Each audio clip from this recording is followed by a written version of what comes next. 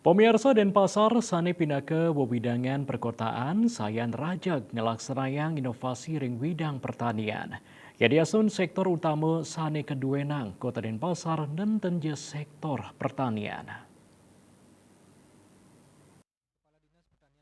Rauhe mangkin Pemkot Denpasar ngelintangin Dinas Pertanian sampun medalang inovasi inggih punika pertanian presisi.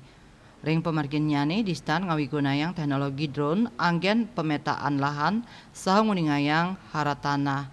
Mawinan melarapan nganggen drone sampun kejangkepin sensor untuk nguningayang tingkat haratanah. Kepala Dinas Pertanian Kota Denpasar Ana Agung Gede Bayu Brahmasta ring galahi lintang mausang drone kedadosang piranti anggen wantu santukan wenten sistem sensor anggen laksana yang pemetaan.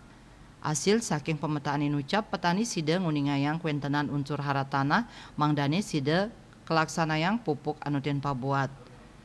Melarapan kuentenan teknologi puniki taler mepaiketan sareng pengarsan pupuk dados nyani samian petani madewe pabuat sane mabinayan tur maning janten. Manut dane sadurung pertanian presisi kemargiang pengujian unsur haratana taler katureksaen ring laboratorium. Asmara Putra Bali Pos nguningayang.